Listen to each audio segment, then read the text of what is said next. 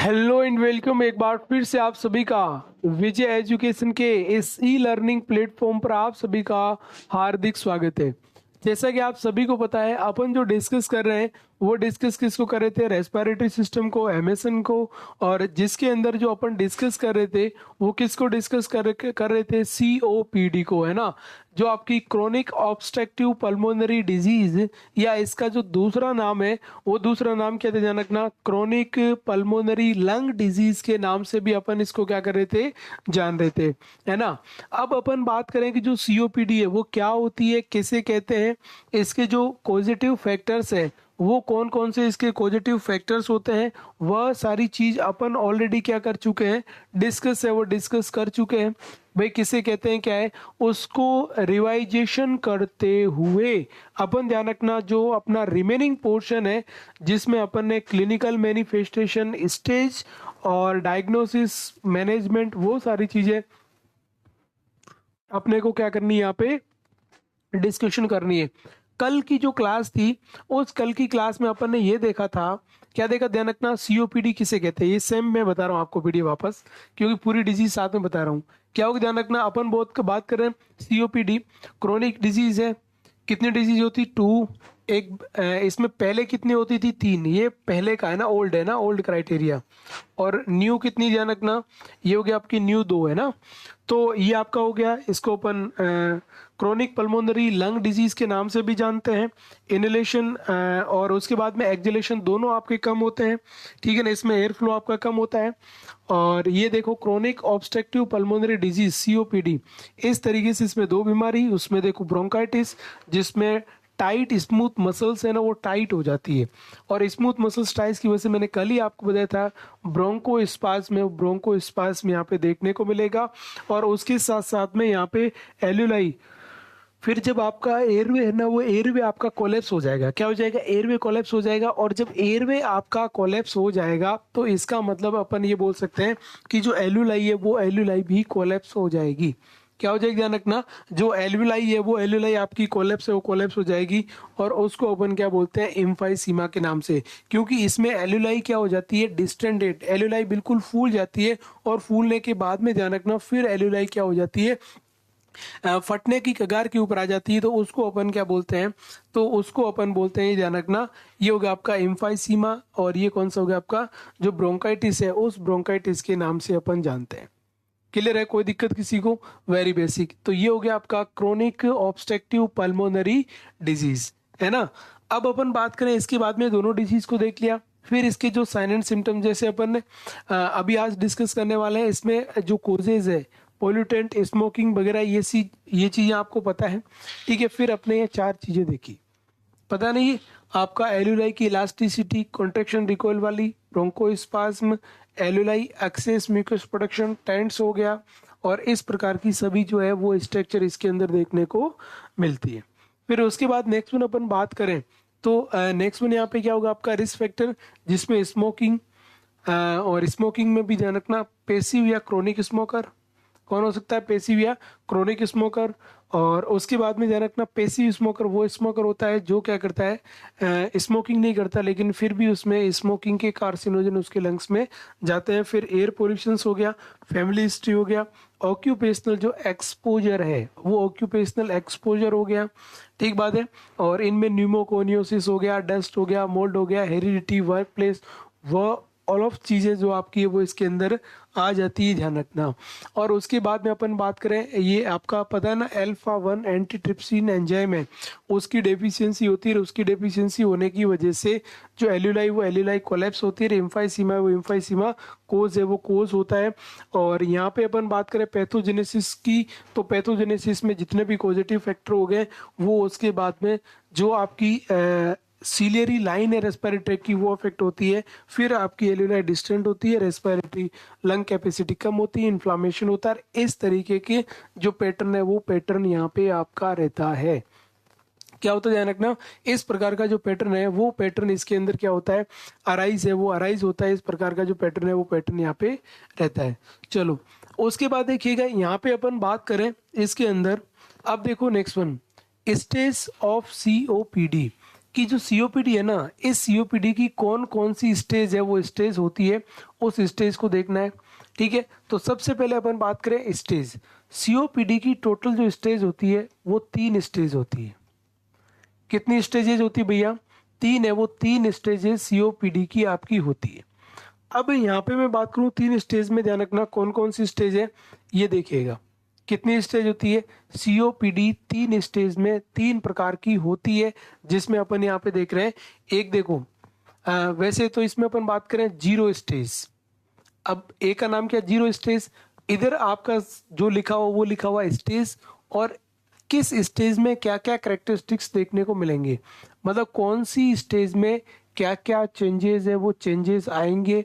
ठीक है ना, वो सारी चीजें यहाँ पे आपको देखनी है, नोट डाउन करनी, देखना। 0 स्टेज मतलब नो सीओपीडी भाई। 0 स्टेज का मतलब क्या हो गया आपका? No COPD. ठीक है ना, नॉर्मल इंस्पायरेटरी, यहाँ पे आपकी इंस्पायरेटरी नॉर्मल आएगी। क्रोनिक सिम्टम्स ऑफ कफ, यहाँ पे ध्यान रखना क्या होगा? Chronic symptoms of cough, cough के क्रोनिक सिम्टम्स है वो आपके देखने को मिलते हैं। और उसके बाद में ध्यान रखना स्पुटम प्रोडक्शन, यहाँ पे भी स्पुटम है वो स्पुटम प्रोडक्शन होता है।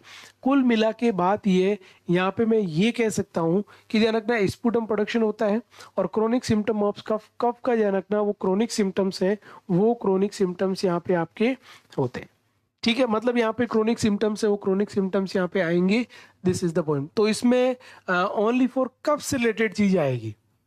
जो स्टेज है ना, stage 0, stage first, stage second और स्टेज थर्ड है ना, ये आपकी स्टेज होती है। जिसमें पहली स्टेज में तो normal spirometry, chronic symptoms of cough and sputum production ये रहेगी। फिर देखिएगा नेक्स्ट वन यहाँ पे अपन बात करें फर्स्ट स्टेज। फर्स्ट स्टेज में क्या होता है, किसकी बात करें? ध्यान रखना जो फर्स्ट स्टेज है ना, उस फर्स्ट स्टेज में क्या होता है। देखो भाई, जो फर्स्ट स्टेज सीओपीडी, उसका दूसरा नाम क्या बोलते हैं? माइल्ड। मतलब इसमें जो फर्स्ट स्टेज होगी ना, ये होगी आपकी स्टेज फर्स्ट, और स्टेज फर्स्ट में जो सीओपीडी रहती है वो माइल्ड है। इसके जो सिम्टम्स देखने को मिलेंगे ना, माइल्ड। यहाँ पे इसमें बात करें, ये होगी आपकी जो आपकी फंक्शनल वाइटल कैपेसिटी वो 70% से कम हो जाएगी। ठीक है ना, ये आपका predicted may and may not be chronic symptoms of cough और स्पुटम प्रोडक्शन, मतलब इसमें स्पुटम प्रोडक्शन भी होगा। क्रोनिक सिम्टम्स आपके कफ के प्रेजेंट हो भी सकते हैं और नहीं भी हो सकते हैं। ठीक है, ये ध्यान रखना। ठीक है, और इसमें अपन बोल रहे हैं कि भाई जो लंग्स की इफेक्टिविटी है ना, वो धीरे धीरे अब कम होने लग रही है। जो अपन यहाँ पे बोल रहे हैं ना फ्रिक्शन, जो ऑक्सीजन का फ्रिक्शन, जो सेचुरेशन है ना, वो सेचुरेशन आपकी क्या हो रही है यहाँ पे? कम है, वो कम होने लगती है इसके अंदर। तो ये है स्टेज नंबर फर्स्ट। फिर देखिएगा स्टेज नंबर सेकंड, और स्टेज नंबर जो सेकंड होती है उसको अपन बोलते हैं मॉडरेट सीओपीडी। किसके नाम से जानते हैं? ध्यान रखना मॉडरेट सीओपीडी है, उस मॉडरेट सीओपीडी के नाम से जानते हैं। अब यदि मैं बात करूं, ध्यान रखना मॉडरेट सीओपीडी, किसकी बात करूं? ध्यान रखना जो मॉडरेट सीओपीडी, इस मॉडरेट सीओपीडी में क्या होगा? इसमें भी ध्यान रखना जो आपकी फंक्शनल वाइटल कैपेसिटी है लंग्स की, वो भी आपकी 70% से कम हो जाएगी। ठीक है ना, उसके बाद में ये अपन बोल रहे हैं between the 30% and 80% at the predicted. मतलब ये है कि भाई इसमें जो आपकी एफिशिएंसी ऑफ जो वॉल्यूम है एयर का, वो आपका कम हो जाएगा। और इसके बाद में इन्होंने बोला कि भाई क्रोनिक कफ प्रेजेंट हो सकते हैं और नहीं भी हो सकते हैं, ये यहाँ पे बात कर रहे हैं कि इसके साथ में। उसके बाद देखिएगा स्टेज नंबर थर्ड, और इसको अपन बोलते हैं सीवियर सीओपीडी के नाम से जानते हैं। किसके नाम से? सीवियर। और स्टेज थर्ड होती है ना, वो सबसे ज्यादा जो है वो सीवियर कंडीशन है, वो सीवियर कंडीशन को क्या करती है? अराइज है, वो अराइज करती है, ये ध्यान रखना है ना। इसमें भी क्या होगा? ध्यान रखना फ्रिक्शन ऑफ जो ऑक्सीजन है, फ्रिक्शन ऑफ वाइटल कैपेसिटी या फंक्शनल वाइटल कैपेसिटी 70% तक कम हो जाएगी। और उसके बाद में ध्यान रखना जो वो आपकी FEVI वो आपकी कितनी हो जाएगी? 30% इज प्रिडिक्टेड थी, लेस देन 30%, लेकिन वो 50% से भी कम हो सकती है। और उसमें बाद में आपका ध्यान रखना प्रेडिक्टेड पल्स रेस्पिरेटरी फेलियर, यहाँ पे पल्स रेस्पिरेटरी फेलियर देखने को मिलेगा। और क्लिनिकल हार्ट फेलियर, ध्यान रखना सीओपीडी की वजह से हार्ट फेल हो सकता है। ध्यान रखना सीओपीडी की वजह से क्या हो सकता है, हार्ट है वो हार्ट फेल हो सकता है। तो ये ध्यान रखना clinical sign of right heart failure. किसकी बात करें, ध्यान रखना ये जो आपके क्लिनिकल यहाँ पे, तो बताओ भाई हार्ट फेलियर के रिस्क कौन से टाइप ऑफ सीओपीडी के अंदर प्रेजेंट है, वो प्रेजेंट रहते हैं। तो ध्यान रखना सीवियर में, किस में रहते हैं, ध्यान रखना जो सीवियर टाइप है उस सीवियर टाइप के अंदर रहेंगे। तो ये इसके क्या होते हैं भैया, स्टेज। तो कभी भी सीओपीडी आ जाए तो ये 4 स्टेज जरूर मेंशन करना कि टोटल स्टेज, 0 स्टेज, फिर stage first, stage second, stage third. 0 stage जिसमें करेक्टरिस्टिक्स लिख देना कि नॉर्मल इंस्पायरोमीटर मतलब ऑक्सीजन जो है वो सैचुरेशन नॉर्मल रहेगी। और इसमें ध्यान रखना अपन बात करें तो क्रोनिक कफ और स्पूटम प्रोडक्शन भी हो सकता है। फिर दूसरा अपन बात करें माइल्ड में, तो इसमें अपन बात करें जो फंक्शनल वाइटल कैपेसिटी वो आपकी घट जाती है, कि जो वाइटल कैपेसिटी नॉर्मल जो होती है ना लंग्स की, वो आपकी यहाँ पे क्या हो जाती है, कम है, वो कम हो जाती है। इसके अंदर ध्यान रखना इसमें, और इसमें भी 70 से कम। और उसके बाद में ध्यान रखना मतलब कुल मिला के धीरे धीरे यहाँ पे सैचुरेशन है वो सैचुरेशन आपका डाउन होगा। क्या होगा, ध्यान रखना डाउन होगा। आपकी जो लंग्स की टोटल वाइटल कैपेसिटी है वह वाइटल कैपेसिटी भी यहाँ पे क्या होती है, अफेक्ट है, वो अफेक्ट होती है। क्या होती है, ध्यान रखना जो वाइटल कैपेसिटी है वो वाइटल कैपेसिटी भी यहाँ पे अफेक्ट है, वो अफेक्ट होगी। तो दिस इज द पॉइंट। ये अपन हो गए चारों स्टेज। कोई दिक्कत किसी को इनके अंदर? उसके बाद देखिए नेक्स्ट वन, स्टेज के बाद में अपन ने बात करी क्लिनिकल मैनिफेस्टेशन। किसकी बात करें, ध्यान रखना क्लिनिकल मैनिफेस्टेशन। अब अपन बात करें क्लिनिकल मैनिफेस्टेशंस, तो बताओ भाई क्या क्या क्लिनिकल मैनिफेस्टेशंस यहाँ पे देखने को मिलेंगे। यहाँ पे मैं बात करूँ क्लिनिकल मैनिफेस्टेशंस, देखना बहुत सारे, क्योंकि COPD is the group of symptoms.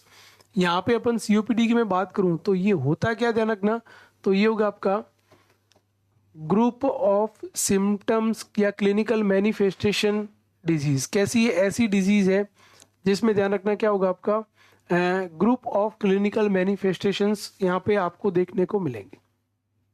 ठीक है, इसमें देखो भाई क्या क्या होगा। यहाँ पे अपन बात करें सबसे फर्स्ट, इनको समझना है ना, ये देखो क्या लिखा हुआ है यहाँ पे, एक तो लिखा है क्रोनिक कफिंग। क्या लिखा हुआ है, क्रोनिक कफिंग। और कफिंग भी कैसी, ध्यान रखना इसमें लिखा है प्रोडक्शन विथ स्पूटम, जिसको अपन बोलते हैं ध्यान रखना फ्लेगम बोलते हैं। क्या बोलते हैं, ध्यान रखना फ्लेगम। कहने का मतलब ये है कि यहाँ पे प्रोडक्टिव खांसी आएगी ना, तो खांसी के साथ में स्पूटम भी रिलीज होगा। क्या होगा, ध्यान रखना कफ के साथ में स्पूटम भी रिलीज है, वो रिलीज यहाँ पे होगा। तो ये चीज आपको यहाँ पे ध्यान में रखनी है। तो क्रोनिक कफ है वो क्रोनिक कफ सबसे पहले देखने मिलेगा। तो सीओपीडी में कफ कैसा होता है, क्रोनिक या आपका नॉर्मल कफ होता है या किस प्रकार का कफ होता है? तो ध्यान रखना क्रोनिक कफिंग है वो क्रोनिक कफिंग यहाँ पे देखने को मिलेगी। ठीक है, उसके बाद देखो अगला अगला नेक्स्ट वन क्या लिखा हुआ है, ये होगा आपका शॉर्टनेस ऑफ ब्रीथ, जिसको अपन किसके नाम से जानते हैं, डिस्निया के नाम से जानते हैं। भैया शॉर्टनेस ऑफ ब्रीथ या डिस्निया होगा, क्योंकि अपन ने बोला सीओपीडी में होता क्या है, ब्रोंकस कॉन्ट्रैक्ट हो जाते हैं जिसकी वजह से ब्रोंकोस्पाज्म होता है। और क्या होता है, ध्यान रखना एम्फाइसीमा है वो एम्फाइसीमा यहाँ पे आपका होता है। उसके बाद देखिए नेक्स्ट वन अपन बात करें इसके अंदर होगा फ्रीक्वेंट रेस्पिरेटरी इन्फेक्शन। ध्यान रखना और दूसरे रेस्पिरेटरी इन्फेक्शन भी लग जाएंगे, मतलब यहाँ पे नए नए रेस्पिरेटरी इन्फेक्शंस भी लगने स्टार्ट हो जाएंगे। क्या हो जाएंगे, ध्यान रखना नए नए जो रेस्पिरेटरी इन्फेक्शंस है वो भी आपके यहाँ पे लगने स्टार्ट हो जाएंगे। उसके बाद देखिए नेक्स्ट वन क्या लिखा हुआ है, प्रोडक्शन ऑफ पुरुलेंट, जिसको अपन बोलते हैं ध्यान रखना क्लाउडी, जिसको अपन बोलते हैं क्या बोलते हैं, ये होगा प्रोडक्शन ऑफ द पुरुलेंट, जिसको अपन बोलते हैं क्लाउडी एंड डिसकलर्ड स्पूटम। किसकी बात करें, ध्यान रखना ये हो गया आपका production of purulent cloudy and discoloured sputum यहाँ पे देखने को मिलेगा। मतलब यहाँ पे जो स्पूटम देखने को मिलेगा वो पुरुलेंट भी हो सकता है, मतलब उसका कलर कैसा हो सकता है, क्लाउडी और डिसकलर्ड, मतलब उसका कोई कलर आप पहचान में नहीं पा रहे हो कि भाई इसका रियल कलर कौन सा है, वह आप पहचान ही नहीं पा रहे हो, तो उसको अपन क्या बोलते हैं, डिसकलर। जो आपका डिसकलर्ड स्पूटम है वो भी देखने को मिलता है। फिर यहाँ पे अपन बात करें तो इसके अंदर ये इन्होंने बोला कि भाई ये क्रोनिक जो कफ है वो हो गई, शॉर्टनेस ऑफ ब्रीथ सेम हो गया, फिर फ्रीक्वेंटली रेस्पिरेटरी इन्फेक्शन ये भी हो गया। उसके बाद देखो नेक्स्ट वन प्रोडक्टिव, ये क्लाउडी आपका स्पुटम हो गया। फिर यहाँ पे देखना नेक्स्ट पॉइंट लिखा है इनलार्ज्ड, जो आपका anterior posterior diameter of chest, किसकी बात करें ध्यान रखना, चेस्ट का। देखो जैसे ये अपन बोल रहे हैं चेस्ट है, चेस्ट का एंटीरियर ये, पोस्टीरियर इसके जस्ट पीछे होगा, तो उनका जो डायमीटर है ना वो डायमीटर यहाँ पे क्या हो जाएगा आपका इनलार्ज, बढ़ जाएगा। क्यों बढ़ेगा? क्योंकि एल्यूलाई यहाँ पे डिस्टेंडेड हो रही है। यहाँ पे इनलार्जमेंट ऑफ एपी का मतलब एंटीरियर पोस्टीरियर डायमीटर, एपी का मतलब क्या होगा ध्यान रखना, ये हो गया एंटीरियर एंड पोस्टीरियर डायमीटर। यहाँ पे एंटीरियर और जो पोस्टीरियर डायमीटर है वो पोस्टीरियर डायमीटर आपका बढ़ जाएगा, क्योंकि इसके अंदर एल्यूलाई है, वो एल्यूलाई क्या होती है, डिस्टेंडेड है, डिस्टेंडेड होती है। ब्रोंकस की जो भी वॉल होती है ना, वह ब्रोंकस की वॉल भी क्या हो जाती है, बड़ी है, वो बड़ी हो जाती है इसके अंदर, तो ये ध्यान रखना। उसके बाद देखिएगा अगला नेक्स्ट वन, यहाँ पे अपन बात करें तो क्या देखने मिलेगा, acute and chronic respiratory failure भी देखने को मिल सकता है, बिल्कुल देखने को मिलेगा। यहाँ पे क्या देखने मिलेगा, एक्यूट एंड क्रोनिक, आगे जाके आपका क्या हो सकता है, एक्यूट या क्रोनिक रेस्पिरेटरी फेलियर। मोस्टली इसके अंदर जो होता है ना वो क्रोनिक रेस्पिरेटरी फेलियर ज़्यादा होता है, क्योंकि सीओपीडी खुद ही एक क्रोनिक डिजीज है और इसमें वो रेस्पिरेटरी फेलियर करेगी तो एकदम से कभी नहीं करती है, तो वो क्रोनिकली क्या करती है, अफेक्ट है वो अफेक्ट करती है। This is the acute and chronic respiratory failure. और भाई क्या आएगा ध्यान रखना, और अपन बात करें wheezing sound, wheezing sound asthma भी आएगा। विजिंग साउंड हमेशा कब आता है, जब क्या होता है, ब्रोंको स्पाज्म होता है। ये किसकी वजह से आ रहा है ध्यान रखना, ये हो गया आपका ब्रोंको स्पाज्म। जो ब्रोंकस है ना उसके अंदर ध्यान रखना जो स्पाज्म है वो स्पाज्म होता है, तो उस ब्रोंको स्पाज्म की वजह से विजिंग है वो विजिंग साउंड होगा। क्या होगा ध्यान रखना, विजिंग है वो विजिंग आपका साउंड यहाँ पे आपका आता है।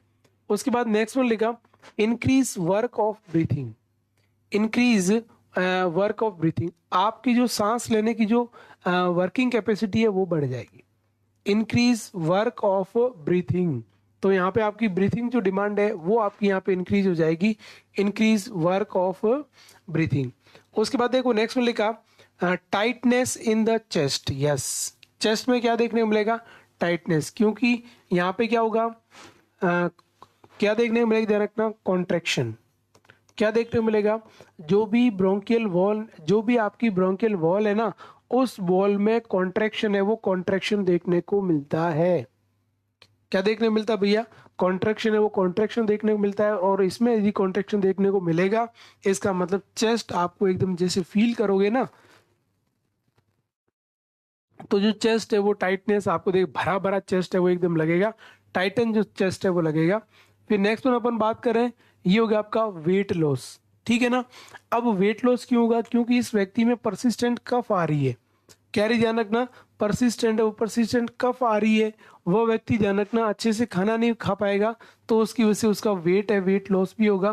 फिर नेक्स्ट वन अपन बात करें रेस्पिरेटरी इनसफिशियंसी, रेस्पिरेटरी इनसफिशियंसी मतलब डिमांड पूरी नहीं हो रही है, मतलब जितनी ऑक्सीजन आपकी बॉडी को चाहिए, ठीक है ना, जितनी ऑक्सीजन आपकी बॉडी को चाहिए उतनी ऑक्सीजन यहाँ पे आपकी मिल नहीं पा रही है, उसको अपन बोलते हैं डिमांड। क्या बोलते हैं ध्यान रखना, डिमांड, इसको अपन बोलते हैं रेस्पिरेटरी इनसफिशियंसी। किसके नाम से जानते हैं, रेस्पिरेटरी इनसफिशियंसी है, उस इनसफिशियंसी के नाम से जानते हैं, डिमांड पूरी नहीं हो पाती है। फिर नेक्स्ट में लिखा decrease exercise tolerance, decrease exercise tolerance का मतलब यहाँ पे क्या हुआ, डिक्रीज एक्सरसाइज टोलरेंस का मतलब ये होता है, इसका मतलब ये होता है कि यहाँ पे जो आप जितनी भी जो भी एक्सरसाइज आप करोगे, जैसे आप एक्सरसाइज करोगे तो ध्यान रखना आपको सांस नहीं आएगी। क्यों, क्योंकि आपकी डिमांड पूरी नहीं हो पाएगी, क्योंकि आपको पहले से रेस्पिरेटरी इनसफिशियंसी देखने को मिल रही है। तो यदि रेस्पिरेटरी इनसफिशियंसी देखने को मिल रही है और उसकी वजह से आप यदि एक्सरसाइज कर रहे हो तो उसकी वजह से भी आपका टोलरेंस। उसके बाद में टेकिपनिया, ये पता है ना टेकिपनिया क्या होता है, टेकिपनिया का मतलब होता है increase respiratory rate, R R R R मतलब इंक्रीज रेस्पिरेटरी रेट, यदि रेस्पिरेटरी रेट बढ़ती है तो उसको अपन क्या बोलते हैं ध्यान रखना, उसको टेकिपनिया, उस टेकिपनिया के नाम से जानते हैं। किसके नाम से जानते हैं ध्यान रखना, जो टेकिपनिया है उस टेकिपनिया के नाम से जाना जाता है। नेक्स्ट यहाँ पे अपन बात करें, क्या लिखा है, प्रोलॉन्ग्ड, ये हो गया आपका एक्सपायरेशन। अब इसमें व्यक्ति क्या करेगा, प्रोलॉन्ग्ड एक्सपायरेशन करेगा, सांस लेगा, सांस लेने के बाद में वो वापस बाहर निकालेगा ना सांस को, तो वो लंबे टाइम तक क्या करेगा, निकालेगा, उसको अपन बोलते हैं प्रोलॉन्ग्ड एक्सपायरेशन।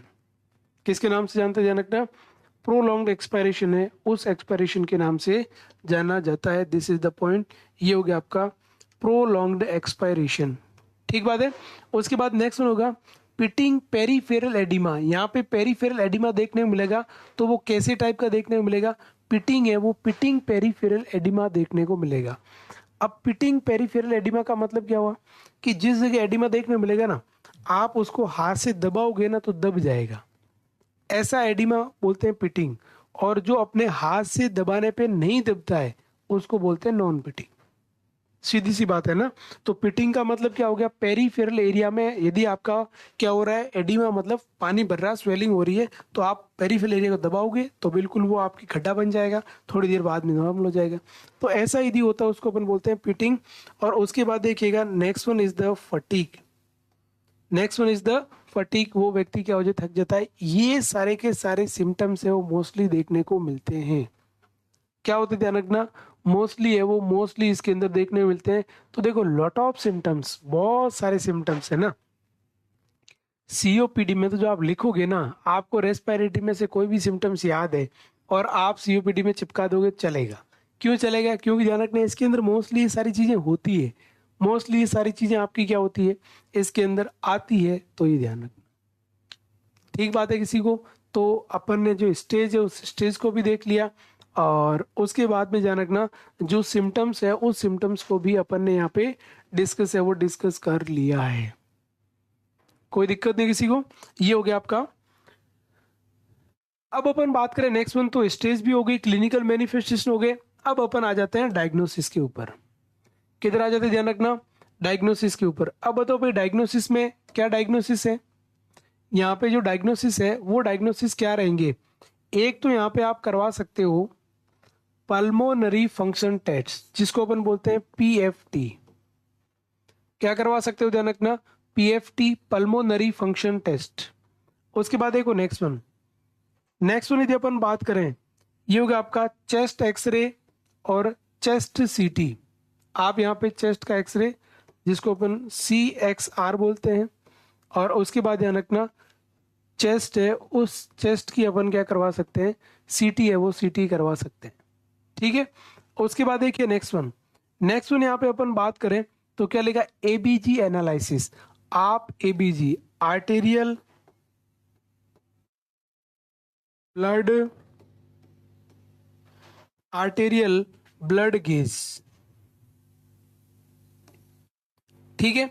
अब अपन बोल रहे हैं आर्टेरियल ब्लड गेज, इसमें आप क्या करोगे, ऑक्सीजन सैचुरेशन को देखोगे। क्या देखोगे, O2 सैचुरेशन। जो ऑक्सीजन सैचुरेशन है ना, वह ऑक्सीजन सैचुरेशन यहाँ पे देखी जाएगी। क्या होगा ध्यान रखना, जो ऑक्सीजन सैचुरेशन है वो ऑक्सीजन सैचुरेशन। वैसे जो पल्मोनरी फंक्शन टेस्ट है ना, इसमें आप क्या करोगे, उस व्यक्ति की जो लंग्स कैपेसिटी है, क्या करोगे, लंग्स कैपेसिटी है, उस लंग्स कैपेसिटी को देखोगे, जिसमें आप देखोगे एक तो टोटल लंग कैपेसिटी, एक तो आप देखोगे टोटल लंग कैपेसिटी, ठीक है, और वो होती 6000 ml एयर। और एक होता ध्यान रखना वाइटल लंग कैपेसिटी। किसकी बात करें ध्यान रखना, वाइटल लंग कैपेसिटी। और वाइटल लंग कैपेसिटी की यदि मैं बात करूं तो इसमें ध्यान रखना क्या होगा, वाइटल लंग कैपेसिटी में, और वाइटल लंग कैपेसिटी में टोटल होती है 4800 ml, मतलब 4800 ml एयर है ना, ये एयर रहेगा, पानी नहीं रहेगा। तो ये दोनों इसकी जो कैपेसिटी वो यहाँ पे देखी जाती है, एफिशिएंसी जो है वो देख लेते हैं, जिससे इससे ये अपने को आइडिया हो जाता है लंग कैपेसिटी से, यदि ये डिक्रीज हो रही है, लंग कैपेसिटी यदि क्या हो रही डिक्रीज, तो डिक्रीज हो रही, इसका मतलब अपन क्या बोल सकते हैं कि जो भैया इसमें डिस्निया हो सकता है, क्या हो सकता है ध्यान रखना, डिस्निया हो सकता है, जो है ब्रीथिंग डिफिकल्टीज है वो ब्रीथिंग डिफिकल्टीज हो सकती है, रेस्पिरेटरी रेट है वो रेस्पिरेटरी रेट बढ़ सकती है। तो वो सारी चीज़ें आपकी यहाँ पे देखने को मिलती है जब अपन क्या करते हैं। तो ये हो गया आपका डायग्नोसिस ऑफ COPD। किसकी बात करें ध्यान रखना, डायग्नोसिस ऑफ COPD। उसके बाद एक अगला और डायग्नोसिस पल्स ऑक्सीमीटर, और पल्स ऑक्सीमीटर के द्वारा अपन क्या करते हैं भाई, ये हो गया पल्स ऑक्सीमीटर। और पल्स ऑक्सीमीटर मैंने आपको कल बताया था इसका, और इसमें अपन क्या करते हैं to check O2 saturation, O2 saturation. और ये आपको कहाँ से अपन अप्लाई कहाँ कर सकते हैं, पल्स ऑक्सीमीटर लगा कहाँ सकते हैं ध्यान रखना। तो इसमें अपन इसको कहाँ कहाँ यूज़ कर सकते हैं, तो ध्यान रखना फिंगर में लगा सकते हैं, ये हो गया आपका फिंगर टिप, ठीक है ना। ईयर, यहाँ पे ईयर लोब में भी लगा सकते हैं, ईयर में ना, ईयर में भी आप अप्लाई कर सकते हो, ये होगा आपका ईयर लोब। जो ईयर आपका सबसे, ईयर लोब में भी ईयर पिन्ना बोल दो है ना, ईयर पिन्ना है ना, उस ईयर पिन्ना के ऊपर आप क्या कर सकते हो, यहाँ पे ये यूज कर सकते हो। और नॉर्मल कितनी होती है 95 से 100, कितने से नीचे ध्यान रखना 95, मतलब अपन बोल दो कि भाई 90 और 92 से यदि कम आती है ऑक्सीजन तो आपको क्या करना है, डॉक्टर को बुलाना है। क्या करना ध्यान रखना, कम आती है तो डॉक्टर को बुलाओ और फिर O2 थेरेपी देना है। फिर उसको क्या करवाना है, जो O2 थेरेपी है उस O2 थेरेपी को आप क्या करिएगा, स्टार्ट है वो स्टार्ट कर दीजिएगा, ठीक है। उसके बाद आप नेक्स्ट क्या करिएगा, ब्लड का लेवल चेक करिएगा, और उसमें क्या देखना है, जो आपका लेवल ऑफ एंटी ट्रिप्सिन, क्या ध्यान रखना, जो एंटी ट्रिप्सिन है उसका लेवल देखना है। यदि इसका लेवल लेस आ रहा है, क्या रहा है लेस, इसका मतलब ध्यान रखना इसमें क्या डेवलप हो गया है, एम्फाइसीमा है, वो एम्फाइसीमा है। और इसका लेवल नॉर्मल है, इसका मतलब अभी तक एम्फाइसीमा डेवलप नहीं हुआ है। यदि आपका लेवल ऑफ एंटीट्रिप्सिन लेस, इसका मतलब ध्यान रखना अपन क्या बोल सकते हैं, एम्फाइसीमा है वो एम्फाइसीमा होगा, क्योंकि एंटीट्रिप्सिन का लेवल कम किसके अंदर होता है, तो वो भैया एम्फाइसीमा में ही होता है। किसके अंदर होता है ध्यान रखना, एम्फाइसीमा है, उस एम्फाइसीमा में ही होता है। दिस इज द पॉइंट, ठीक है भाई। तो ये आपका कौन सा हो गया, ये आपके डायग्नोसिस कंप्लीट हो गए। अब अपन बात करें मैनेजमेंट। देखो भाई इसका management, first one is the medical management. अब बताओ भाई मेडिकल मैनेजमेंट में क्या होगा, जो मेडिकल मैनेजमेंट है इस मेडिकल मैनेजमेंट में क्या होगा, आप क्या मेडिकल मैनेजमेंट करोगे, दवाई देनी है, फार्माकोथेरेपी। सबसे पहले मेडिकल मैनेजमेंट में पॉइंट समझना, सबसे पहला पॉइंट है smoking cessation using nicotine replacement therapy.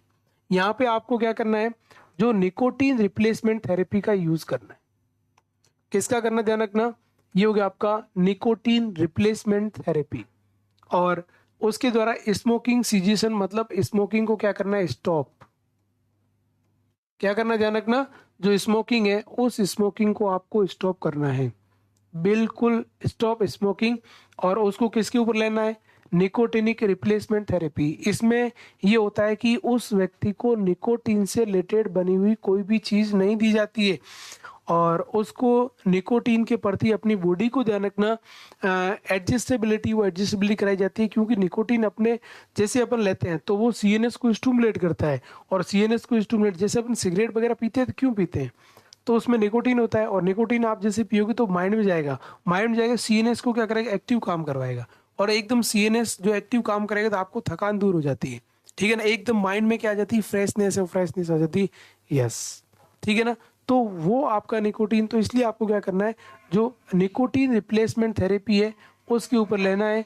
और स्मोकिंग है वो स्मोकिंग पूरी तरीके से बंद है, वो बंद करवानी है। क्या करना है आपको यहाँ पे, वो आपको स्मोकिंग है वो बंद करवानी, ठीक है। सेकंड, उसके बाद देखिएगा यहाँ पे लिखा है आपको क्या देना है, bronchodilator and anti inflammatory drug. Yes, मैंने आपको पहले ही बोला, सबसे पहले क्या दिया जाता है, ब्रोंकोडायलेटर है वो ब्रोंकोडायलेटर दिया जाता है, ठीक है। और उसके बाद में आपको एंटी इन्फ्लामेटरी ड्रग है वो एंटी इन्फ्लामेटरी भी देनी है।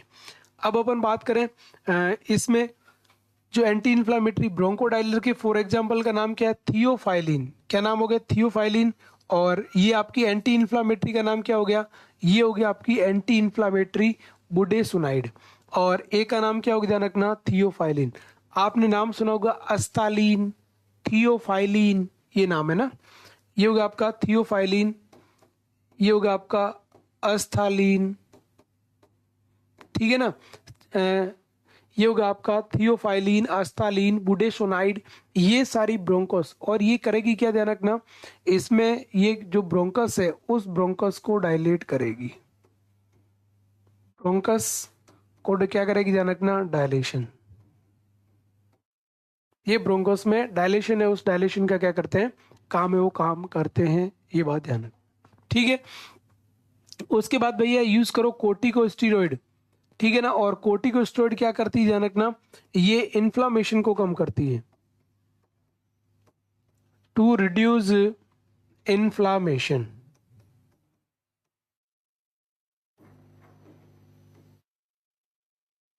यहाँ पे क्या होगा? इन्फ्लामेशन उसको कम हो जाएगा।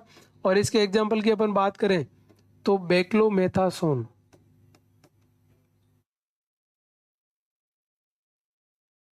क्या होगा ध्यान रखना? जो बेक्लोमेथासोन है वो बेक्लोमेथासोन आपका यहाँ पे होगा, तो ये होगा दिस इज द स्टीरॉइड। और स्टीरॉइड में अपन बात करें उसका नाम क्या है? बेक्लोमेथासोन है, उस बेक्लोमेथासोन की अपन बात कर रहे हैं, ठीक बात है। तो ये तीसरा आप स्टीरॉइड यूज कर सकते हो। स्टीरॉइड आप वैसे लॉन्ग टाइम तक यूज नहीं कर पाओगे, लेकिन पहले आप ब्रोंकोडायलेटर यूज करो, और ब्रोंकोडायलेटर के बाद में आप क्या यूज करो? स्टीरॉइड यूज करो, जिससे उसके ऊपर अच्छा जो इफेक्ट है वो इफेक्ट यहाँ पे क्या होगा? आएगा, है ना। उसके बाद देखिएगा नेक्स्ट वन अपन बात करें एंटीबायोटिक। एंटीबायोटिक आप कब यूज कर सकते हो? यदि कोई रेस्पिरेटरी इन्फेक्शन है। किसके लिए ध्यान रखना? टू प्रिवेंट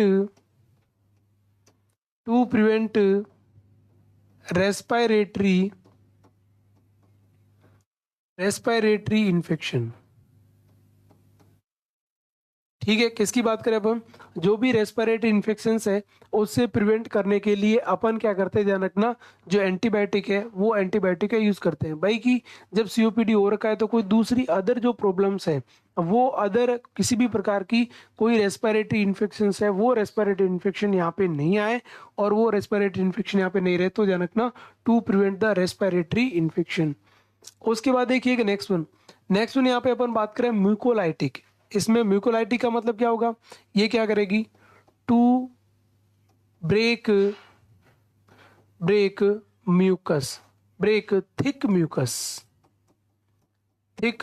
जो जमा हुआ थिक म्यूकस है ना, इन थिन म्यूकस। और उसकी वजह से ध्यान रखना क्या होगा?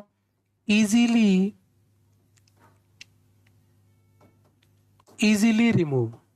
और अपन यहाँ पे क्या कर सकते हैं ध्यान रखना? ये हो गया आपका इजीली है, वो इजीली आप क्या कर सकते हो? रिमूव है, रिमूव हो जाएगा। मतलब जो भी आपका थिक म्यूकस बना है, आप यदि म्यूकोलाइटिक दोगे तो म्यूकोलाइटिक क्या करेगी? उस म्यूकस को तोड़ेगी, और तोड़ने के बाद में क्या बना देगी? थिन है, वो थिन बना देगी। फिर नेक्स्ट में ध्यान रखना एंटी हिस्टामिन। एंटी हिस्टामिन आप सभी को पता है ये क्या करेगी? To prevent from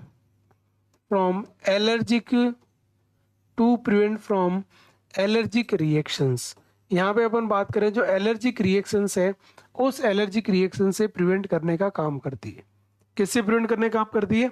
allergic reaction उससे। और उसके बाद ध्यान रखना इम्यूनाइजेशन। क्या कर सकते हो आप? ध्यान रखना इम्यूनाइजेशन है। इम्यूनाइजेशन का मतलब ये है कि यदि किसी को क्रोनिक आपका ब्रोंकाइटिस हो रहा है या कोई रेस्पिरेटरी इन्फेक्शन होगा, तो उसके लिए अपन क्या कर सकते हैं? इम्यूनाइजेशन है, वो इम्यूनाइजेशन भी कर सकते हैं। यदि कोई पर्टिकुलर डिजीज है ना, वो बार बार हो रही हो, यदि कोई पर्टिकुलर डिजीज बार बार हो रही है, तो उस कंडीशन में अपन क्या बोल सकते हैं? इम्यूनाइजेशन है, वो इम्यूनाइजेशन आप कर सकते हो। क्या कर सकते हैं? इम्यूनाइजेशन कर सकते हैं। This is the medical management. तो मेडिकल मैनेजमेंट में निकोटीन रिप्लेसमेंट थेरेपी भी लो, bronchodilator, anti inflammatory, corticosteroid, antibiotic, mucolytic, anti histaminic and immunisation. Okay. उसके बाद देखो नेक्स्ट वन अपन बात करें, ये लिखा आपका नॉन फार्मेकोलॉजिकल मैनेजमेंट, ठीक है ना। आप नॉन फार्मेकोलॉजिकल मैनेजमेंट है वो क्या करोगे, ये हो गया आपका नॉन फार्मेकोलॉजिकल मैनेजमेंट। एक आपको सबसे पहले क्या करना है, न्यूमलाइजेशन करना है। न्यूमलाइजेशन से होगा क्या, यहाँ पे ध्यान रखना जो है वो आपका म्यूकस है ना, ये देखो म्यूकस, म्यूकस आपका थिन हो जाएगा। म्यूकस कैसा हो जाएगा, ध्यान रखना थिन है वो थिन हो जाएगा। उसके बाद देखो अगला नेक्स्ट वन लिखा है secretion removed from the brachial, जो ट्यूब है ब्रेकियल ट्यूब से आपको यहाँ पे क्या करना है, सिक्रेशन को रिमूव करना है। जैसे ही आप ब्रेकियल ट्यूब से सिक्रेशन को रिमूव करोगे तो यहाँ पे क्या हो जाएगा, एयरवे क्लियर हो जाएगा। एयरवे क्या हो जाएगा, ध्यान रखना जो क्लियर है वो क्लियर यहाँ पे हो जाएगा। एयरवे क्या हो जाएगा, ध्यान रखना बिल्कुल क्लियर हो जाएगा। ठीक बात है, तो एयरवे यहाँ पे क्लियर है वो क्लियर देखने को मिलेगा, तो ये ध्यान रखना। उसके बाद देखो नेक्स्ट वन एक्सरसाइज, आप एक्सरसाइज करवा रहे हो तो एक्सरसाइज कौन सी, ध्यान रखना इसमें अपन बोल रहे हैं कि जो चेस्ट फिजियोथेरेपी भी बोल सकते हैं, चेस्ट फिजियो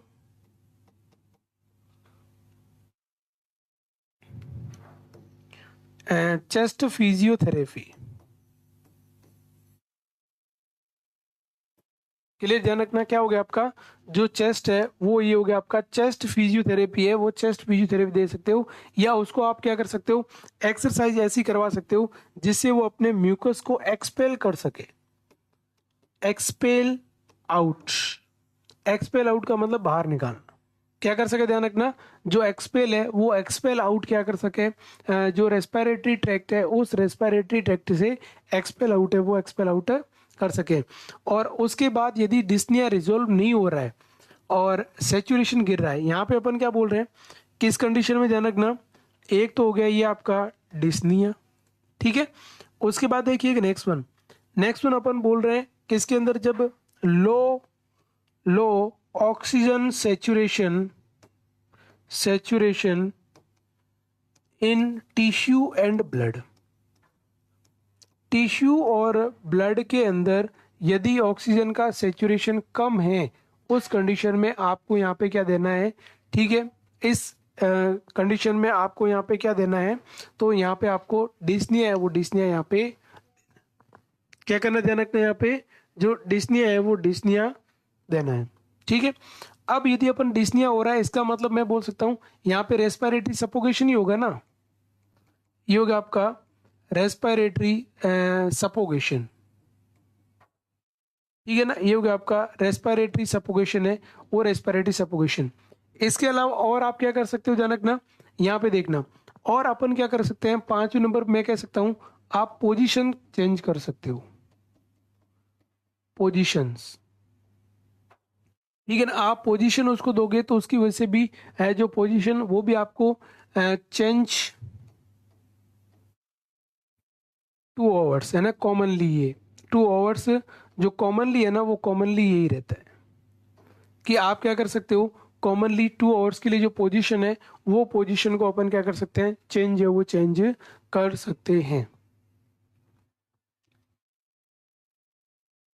क्लियर चीज है, तो ये आपका हो गया इसमें नॉन फार्मेकोलॉजिकल मैनेजमेंट, कि भाई अपन इसमें की नॉन फार्मेकोलॉजिकल मैनेजमेंट अपन कर सकते हैं ये सारे मैनेजमेंट। फिर नेक्स्ट वन देखिएगा, यहाँ पे अपन बात करें तो इसके अंदर देखिएगा क्या क्या होगा, सर्जिकल मैनेजमेंट। अब बताओ भाई सर्जिकल मैनेजमेंट क्या होगा, सर्जिकल जो मैनेजमेंट है वो सर्जिकल मैनेजमेंट यहाँ पे क्या करोगे आप, ऐसा हो जाता तो उसको अपन सर्जिकल मैनेजमेंट क्या करोगे, बुलेक्टोमी करोगे, lung volume reduction surgery, lung transmission and bullectomy. अब यहाँ पे देखिएगा क्या लिखा हुआ है, ये देखो बुलेक्टोमी फर्स्ट वन, क्या नाम लिखा हुआ ध्यान रखना, बुलेक्टोमी। बताओ भाई बुलेक्टोमी क्या होता है, अभी दिखाता हूं। ये हो गया भैया अपन इसमें अपन बात करें बुलेक्टोमी,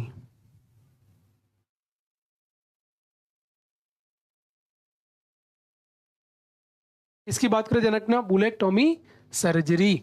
अब देखो बुलेक्टोमी में क्या किया जाता है, यहाँ पे देखिएगा जो भी डैमेज्ड एलुलाई है,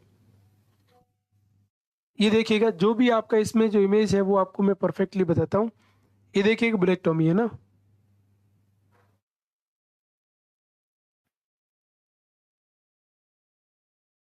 देखो यहाँ पे क्या लिखा है, बुलेक्टोमी सर्जिकल रिमूवर ऑफ द बुला। जो भी एल्यूलाई खराब हुई है ना, जो भी एल्यूलाई खराब हुई है, उस खराब एल्यूलाई को आपको क्या करना है, बाहर निकालना है।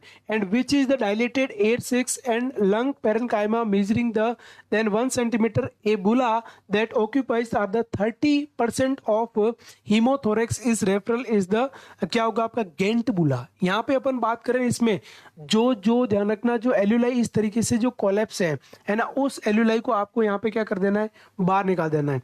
जिस जिस जगह एल्यूलाई में कोलैप्स हुआ है उसमें बुला बना है, जैसे ये लंग्स है, ये आपको दिख रहा है, बिल्कुल आपको ऐसे लग रहा है इसके अंदर सर कि जो लंग्स है इसमें क्या हो गया, ये छोटे छोटे जो बुला है वो बुला बन गए। तो आप यहाँ से क्या कर सकते हो, उसको रिमूव है वो रिमूव कर सकते हो। तो जो भी एल्यूलाई डिस्टेंडेड हो गई है और डिस्टेंडेड होने के बाद में एल्यूलाई खराब हो गई है, उस खराब एल्यूलाई को आपको यहाँ पे क्या करना है, निकालना है। ठीक है, खराब एल्यूलाई को आपको यहाँ पे क्या करना है, निकालना है। तो ये आपको यहाँ पे क्या करना है, ध्यान में रखना है, दिस इज द बुलेक्टोमी। इसी को अपन क्या बोलते हैं, ध्यान रखना, जो बुलेक्टोमी है वो बुलेक्टोमी बोलते हैं, ये ध्यान रखना है ना। ये जैसे अपन बात करें इसमें, तो ये क्या होगा आपका, ये जो कोलैप्स एयर वे है, ये आपका जो आपकी एल्यूलाई, ऐसी एल्यूलाई जो डैमेज्ड है, उस डैमेज एल्यूलाई को आपको क्या कर दो, यहाँ पे है उसको डायलेटेड करके बाहर निकाल दो। तो उसको अपन क्या बोलते हैं, बुलेक्टोमी, उस बुलेक्टोमी के नाम से जानते हैं। तो यहाँ पे यही हो सकता है, सर्जिकल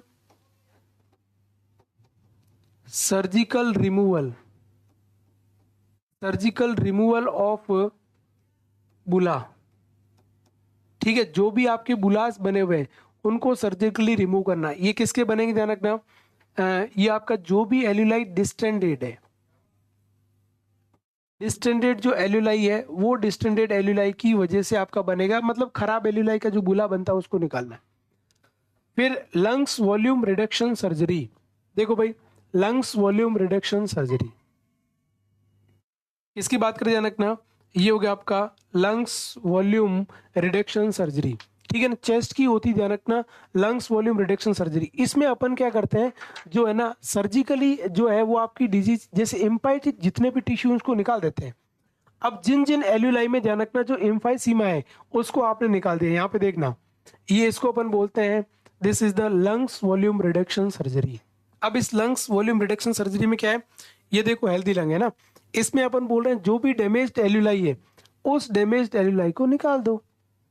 भाई जो भी डैमेज एल्यूलाई, उसको डैमेज एल्यूलाई को निकाल दो, और बाकी जो पीछे जो बलती है, जो आपकी जैसे ये देखो, ये हेल्दी लंग है, यहाँ पे समझना, this is the healthy lungs, है ना, ये हेल्दी, और ऊपर ऊपर से अपन बोले लंग्स डैमेज हो गए इधर, तो ये डैमेज वाला पूरा पोर्शन है, इसको अलग कर दो, ये इसको अलग कर दो। तो ये आपने अलग कर दिया, इस तरीके से डैमेज एल्यूलाई को आपने निकाल दिया, और इस तरीके से आप निकालते हो तो उसको अपन क्या बोलते हैं, लंग वॉल्यूम रिडक्शन सर्जरी। मतलब अब आपने एक लोब को हटा दिया, तो पहले इसकी कैपेसिटी मैंने 6000 बताई थी, कितनी बताई थी कि भाई 6000 ml है इसकी कैपेसिटी रहती, अब वो 6000 से घट जाएगी ना, इसकी जो कैपेसिटी है वो कैपेसिटी यहाँ पे 6000 से आपकी क्या हो जाएगी, घट है वो घट जाएगी, कम हो जाएगी। तो ये ध्यान रखना, ये होती है लंग वॉल्यूम रिडक्शन सर्जरी। जो भी खराब लंग है, खराब पोर्शन है, उसको निकाल दो, उस लोब को निकाल दो, जिसकी वजह से वॉल्यूम है, वॉल्यूम फिर कम आएगा, सीधी सी बात है। तो उसको अपन बोलते हैं, ये आपका नॉर्मल इधर बता रखा है कि भाई नॉर्मल लंग्स, डिजीज लंग्स, इसको काट दिया तो अलग हो गया। और इस प्रकार की जो सर्जरी होती है उसको अपन बोलते हैं लंग्स वॉल्यूम। और उसके बाद में लंग्स ट्रांसमिशन। लंग्स ट्रांसमिशन मतलब आपको क्या करना है, न्यू लंग है ना उसको इम्प्लांट करना है, न्यू लंग्स इम्प्लांटेशन। इम्प्लांटेशन क्या करोगे, पुराना फेंक दोगे और नया लंग्स लोगे। ये हो गया आपके इसका सर्जिकल मैनेजमेंट और सर्जिकल मैनेजमेंट। फिर अपन बात करें यहाँ पे, तो ये हो गया कॉम्प्लिकेशन ऑफ सीओपीडी, कि सीओपीडी के क्या क्या कॉम्प्लिकेशन है ना। जब किसी को सीओपीडी होगी ना तो उसके बाद में क्या हो सकता है, उसको अपन बोलते हैं कॉम्प्लिकेशन। सबसे पहले लिखा है इसमें प्रोस्पेरली इनसफिशियंसी। इसमें अपन बात करें रेस्पिरेटरी, इसमें ना क्या होगा आपका, रेस्पिरेटरी इनसफिशियंसी बिल्कुल होगा, रेस्पिरेटरी इनसफिशियंसी देखने को मिलेगी। दूसरा क्या कॉज होगा, सीओपीडी की वजह से निमोनिया हो सकता है। क्या हो सकता है, एटेलेक्टेसिस। एटेलेक्टेसिस का मतलब ये होता है airless airless condition of lungs. जो भी लंग्स है ना, उस लंग्स की जो एयरलेस कंडीशन है उसको अपन एटेलेक्टेसिस कहते हैं। तो ये एटेलेक्टेसिस भी किसकी वजह से हो सकता है? सीओपीडी के कॉम्प्लिकेशन में हो सकता है। उसके बाद देखो अगला, न्यूमोथोरेक्स।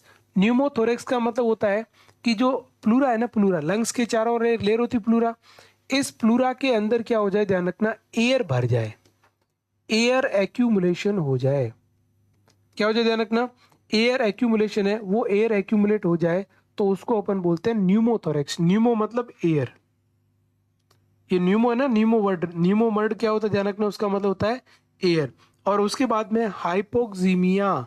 क्या होगा? हाइपोक्सीमिया मतलब आपका जो ब्लड है उस ब्लड में ऑक्सीजन की कमी होगी। ये टर्मिनोलॉजी मैंने आपको कल भी लिखाई थी। क्या होगा, ध्यान रखना, हाइपोक्सीमिया मतलब ब्लड में ऑक्सीजन की कमी।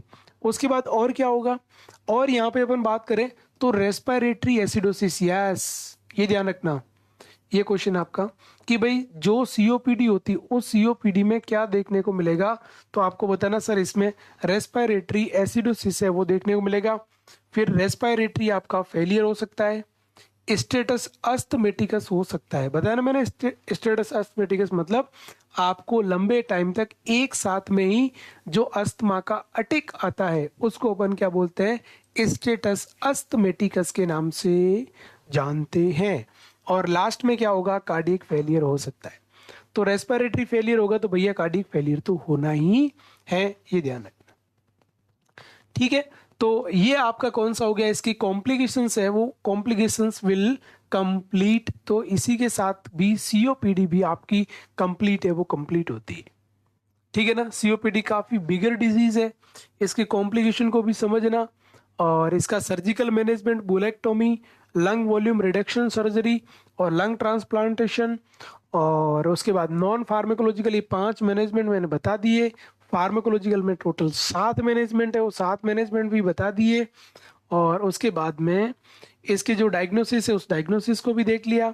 सिम्टम्स तो बहुत सारे बता दिए क्योंकि ग्रुप ऑफ सिम्टम्स डिजीज खुद ही है। और बाकी ये जो स्टेज है उस स्टेज को भी अपने देख लिया। तो ये इस प्रकार की फिर ये पैथोजेनेसिस, और अपन ने ये कल की क्लास में डिस्कशन है वो डिस्कशन किया था। तो ये अपना क्या हो गया भैया, जो सीओपीडी है वो सीओपीडी यहाँ पे कंप्लीट है, वो कंप्लीट होता है। ठीक है ना। अब निमोनिया और टीबी बस 2 ही बचे रेस्पिरेटरी सिस्टम में। रेस्पिरेटरी सिस्टम में क्या बचे, निमोनिया एंड टीबी। ठीक है, तो वो अगली क्लास में अपन पढ़ेंगे। आज के लिए इतना ही, कल मिलते हैं नेक्स्ट क्लास में। तब तक के लिए thank you so much for joining this class. Thank you everyone, all my loving dear student, thank you so much. जय हिंद, जय भारत।